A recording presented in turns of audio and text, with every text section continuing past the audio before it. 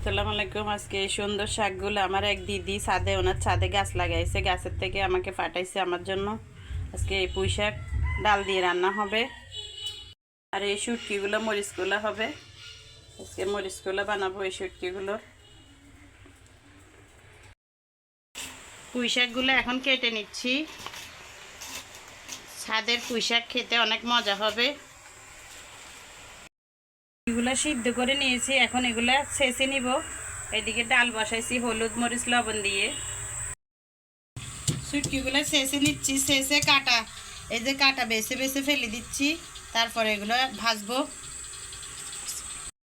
সিদ্ধ দিচ্ছি বাটবার জন্য। আর এদিকে নরম হয়ে গেছে, এখন দিচ্ছি পুঁই শাক। রসুন পেঁয়াজ নিচ্ছি, বাটবো। সাথে মরিচ সিদ্ধ করে নিচ্ছি, এগুলো সব বেটে নিচ্ছি। বাটা হয়ে গেছে, মরিচ পেঁয়াজ রসুন আর শুটকিগুলো বেটে নিলাম। আর শুটকিগুলো ছেঁচে নিছি। পুঁই শাকটা হয়ে গেছে, বাগারে দিয়ে দিলাম। পুঁই শাকের কালারটা কেমন সুন্দর আসছে।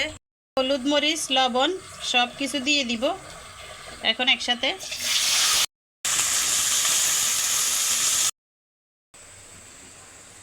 কিরে উঠতেছে না কেন? দেখেন চাল ঢুকাচ্ছি বালতিতে। বালতিতে আটবে না চালগুলো। আর ভর্তার মধ্যে একটু পানি দিয়েছিলাম, ভর্তা এখন শুকাই আসছে। পানিটা একদম শুকিয়ে গেলে ভর্তাটা হয়ে যাবে।